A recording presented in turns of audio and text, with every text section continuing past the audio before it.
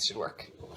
Right, I'm just gonna chat to you about how to revive some sourdough starter that's been lying around in your fridge for a while. I dug out some really old starters for that purpose, very, very old starters indeed. And yeah, I'm gonna explain a little bit about what's going on in your starter culture, and what should be going on and what shouldn't be going on. Yeah, this is really awkward because I don't know, I don't see any reactions of anyone because I can't see anything. But it should be okay. Right, so I'm just going to show you what starter should and shouldn't look like. So I found some old flatmates, my old flatmates starters that have been in the fridge for a really long time and serve this purpose really well now, I think. We've got one really liquid one. It's got just a little bit of flour at the bottom. That's kind of like settled a bit, but you can't really see it very well. So it's super acidic and super liquid. And then we've got a really solid one. That's one of mine, but that was a very long time ago as well. Don't worry, I don't use this for the bakery.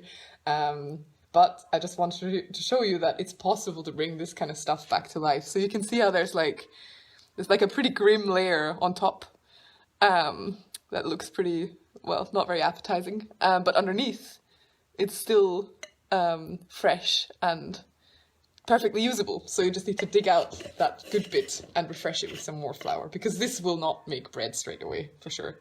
And then this is what the starter should look like. I refreshed this yesterday. I hope you can see it. I'm just gonna show inside it. Oh, can't see what you can see. There we go.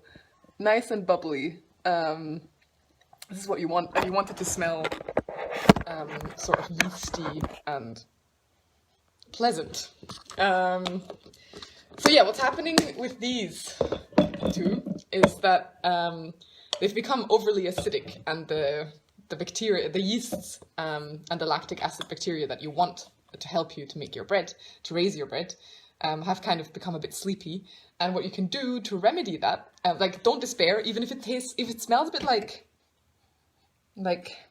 nail polish remover or something like this. It's perfectly normal and it's perfectly usable. These things actually survive longer than you'd think in a fridge, but definitely keep them in the fridge. So what you do is you just take a new jar, and what you want is to feed them with a lot of new flour and water. And that kind of gives the yeasts a good boost, because so how it works is that the yeasts in sourdough are naturally occurring, and they're just in the grain. So in the flour, there's just naturally occurring yeasts that you give them the best possible environment to thrive, for them to raise your bread. And so what you're doing if you're feeding the starter is that you're bringing in more yeast because you're bringing in more flour, but you're also bringing in more food for the yeast by bringing in like carbohydrates that they then digest. Well, it's kind of transformed into sugars, and the yeasts love the sugars. So yes, let's make this happen. This is the pretty grim looking starter, but I'm pretty sure I can bring it back to life. So just kind of like have to scrape below the surface to get the good stuff. So just take like, you just want a small quantity like that. Essentially, that's like a teaspoon. And then you add like, I would say 3 heaped tablespoons. I have this huge bag of flour, baker size, of new flour. This is just like organic yeast, organic wheat flour. Or maybe 4, depending on. No, this should do. And then some warm water that I have in this very cute little teapot. Warm is, you want the yeast to be cozy. So you want it to be like cozy warm, not hot, not cold, kind of like a bath you would like to be in. And then I'm not sure if I'm adding too much now. Well, maybe I'll pour some off. So what you're going for is, I don't know if you can see, yeah, is a sort of I don't know, cream texture, like yogurty texture. I think this could maybe even do with a little bit more flour.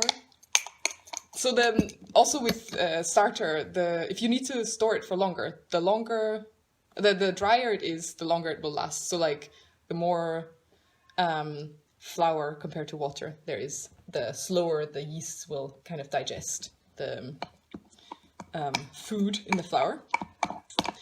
So yeah, so you really want a tiny amount of starter to quite a large amount of new food. And you want it to be cozy and warm, and you want to store this outside for like a night ideally, and then put it in the fridge again. But so essentially what you need to do if you have this sort of grim looking starter in your fridge and you want to make bread with it, you have to plan ahead. You need to, I would say, yeah, maybe even 4 days in advance if it's really, really old starter. Just do like a daily routine of this. And you have to, the thing that I never understood before taking on this bakery is that you have to you just have to bin some starter. You just keep a tablespoon of this for the new one, essentially, and the rest you bin. I just realized I never explained where I'm actually from. So I'm Rosie, and I bake for Riverside Bakery in Stirling. And I just recently took it on. I was a volunteer for a while, and I've got no like other training in baking or anything like this. I just learned from the previous baker, so it was quite an adventure. And I took the bakery on just before the lockdown, so I'm figuring a lot of these things out myself as well. But I think that puts me in a good position to share knowledge with people. But yes, so we only bake with sourdough, like no baker's yeast involved at all, only naturally occurring yeasts. So it's all like slowly fermented, and that makes everything just more digestible. And yeah, tastier. I'm from Austria, and so we have a big sourdough culture there as well. And that just, yeah, that's kind of one of the main reasons I wanted to take on the bakery, because it gives me an endless supply of nice bread. But yeah, so a lot of these things I had to kind of figure out myself in the last few months as well. But sourdough is not that complicated. People make it out to be more complicated than it is, I think. It's not like you have to care for your starter like a pet. It doesn't need to be fed every day. It's just, if you only bake once a month, then just take out the starter like a few days before you bake. Give it some good refreshments with like a very good refreshment is very little starter to a lot of new food, and nice and cozy and warm. Keep it outside for a night and then feed it again. Yeah, and other than that, you can even freeze some. You can just leave it in the fridge. I've never actually managed to kill a starter. It will, even if it looks really, really grim, like this guy. Like now you can kind of see. Wait, I'll show you. It looks pretty horrible, but I don't use this for the bakery. Don't worry. But I hope you can see. Can you see? So there's like a layer of, no, you can't see. So underneath this layer of grey, there's actually a lot of fresh, good-looking sourdough. It just creates this environment with the lactic acid bacteria, and the yeasts. They have this symbiotic relationship, and yeah, they create this environment where no other like bacteria can compete. So the top layer is just so grey and everything because some air probably got to it, but it protects the bottom. And actually, I don't know if you can probably kill a starter, but I've so far not managed to kill a starter. I've always managed to bring it back to life. So yeah, it's really not as complicated as people make it out to be, I think. And don't be scared of crazy looking starters in the fridge, or if there's like a liquid on top that's kind of black and smells like nail polish. Don't worry about it at all. Pour it off, scrape off the first layer of dough, and then just take out a teaspoon, and then add like 3 tablespoons of flour and enough water to make it kind of yogurty texture. I see some more people tuned in, so I'm wondering if I should explain again. I just want to say I can't see your comments because I don't know how it works. I've never done a Facebook Live thing, but yeah, I hope this is kind of clear. Maybe I can see it on here. Oh, maybe I can see the comments here actually. No. No, I don't know if it works, but that's okay.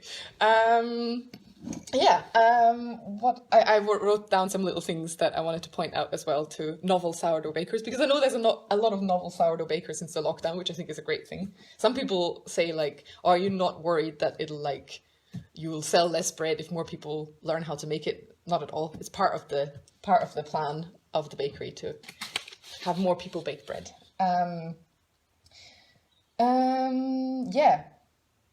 Yeah, I will just explain the routine that I do for the bakery, for the starter care. I only bake once a week, so I kind of keep the starter in the fridge after the bake, and then my bake is on Wednesday, so on Sunday I will take out the starter and feed it. Monday I will feed it again. Tuesday I will feed it a bit more because I'll have quite big leavens to make before the bake. And by that time it's very vigorous and very bubbly. So like, what you really want, don't bake with the sourdough before it looks like it can raise a bread. And this is kind of what you're going for. Wait, where is it? Yeah. Like bubbly and, wait, do you see that? There we go. Bubbly and vigorous. And you can almost see it move. That's when you know you've got the good stuff. What else did I want to say?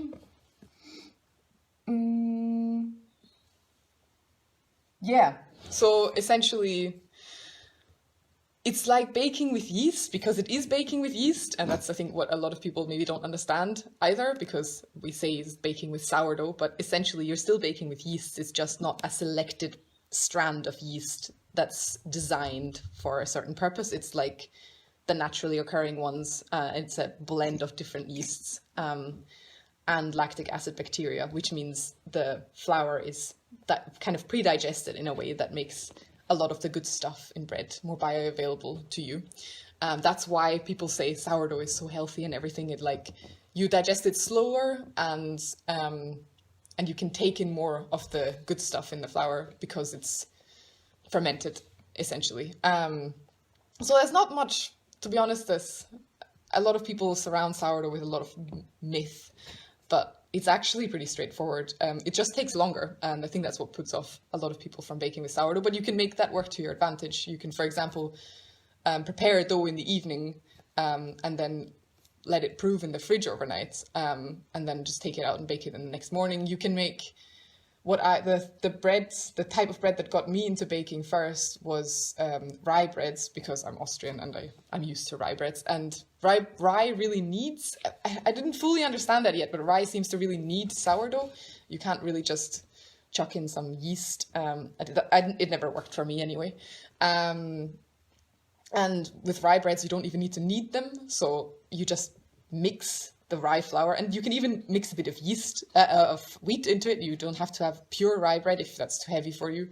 No kneading, just mix it with the sourdough and just put it in a tin, and then you can put it in the fridge, and next morning you can bake it. So the longer fermentation is actually an advantage if you make it one, I would say. And yeah, it's you're more versatile as well. You can bake with different kind of flours that react better with sourdough and that develop better with sourdough.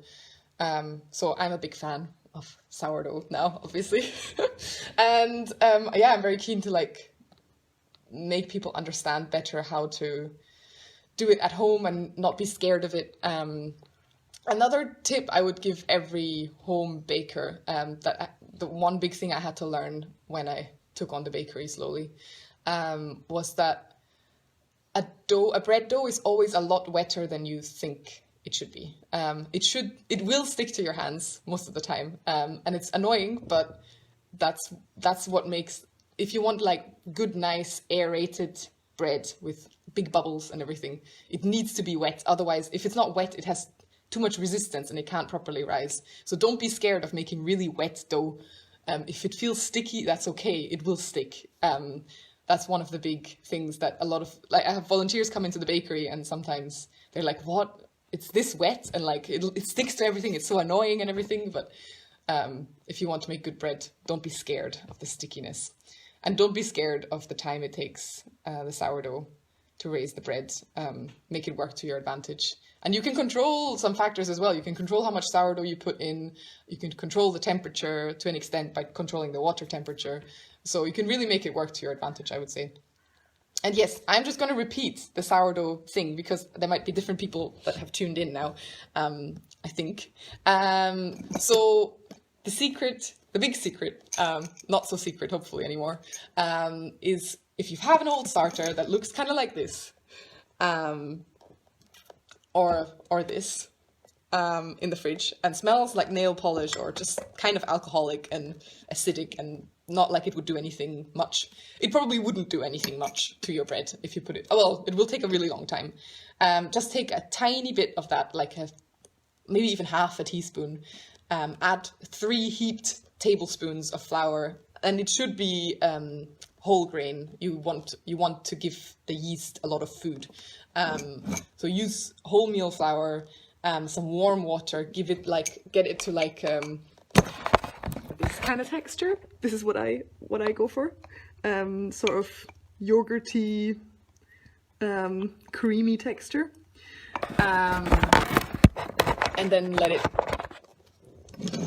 keep it in like a warm place overnight, or just for like, roughly like 12 hours or so. And you will just observe and learn from the cultures, and then do that again several times until it's proper bubbly. And then it will raise your bread. And that's one of the mistakes I made when I started sourdough as well, is that I was baking with sourdough that didn't look like this. And so it took hours for my bread to rise, and it would become really, really acidic.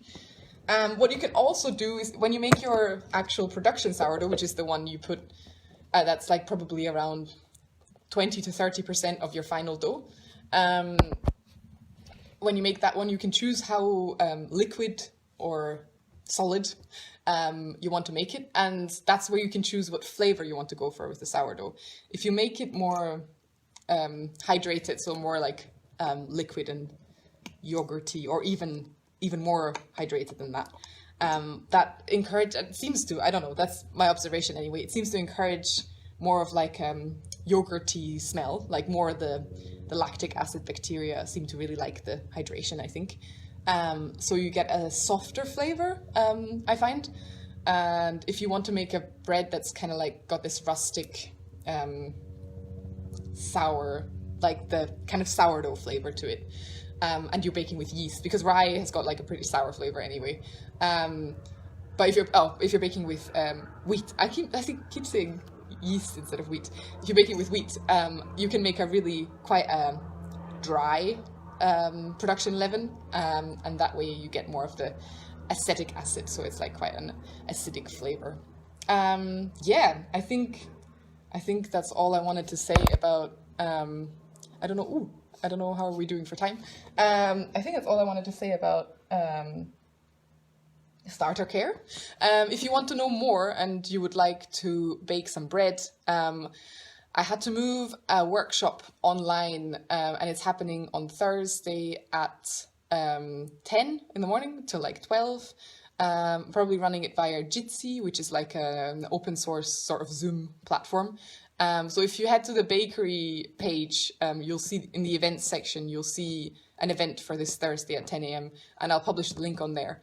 I'll just be making like a very simple sourdough bread recipe, just like an introduction to sourdough baking. That's how it was designed in the beginning, and then I couldn't run it in person anymore. So now everyone has the opportunity to join within reason. I hope it's not going to be too many people.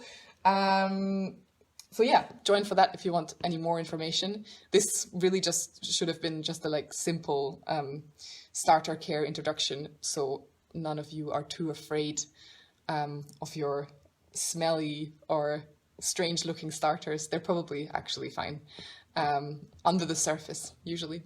Good luck with the sourdough baking, and I'm really sorry that I couldn't see the comments. I've never done a Facebook Live thing, and I didn't really know how to find out how to see the comments before actually going live. But yeah, if you have any questions, you can always just message the bakery page as well, or join on Thursday. And I can make I can make an effort to answer the questions. I'm kind of learning still, and I think I would encourage everyone else to just have this attitude of observe what you're doing, change one variable at a time, more salt, more water, less water, and like find out, just observe what's changed and what you like and what you don't like in the bread. Take your time to figure things out. I think that's how it generally goes in life. But yeah, thank you for tuning in, and yeah, maybe see some of you on Thursday, and if you have more questions, just let me know. And now I need to find out how to stop the live broadcast. Alrighty, bye. This was Riverside Bakery, by the way. I'm Rosie, and if you have any questions, just message the page. Bye. Oh no.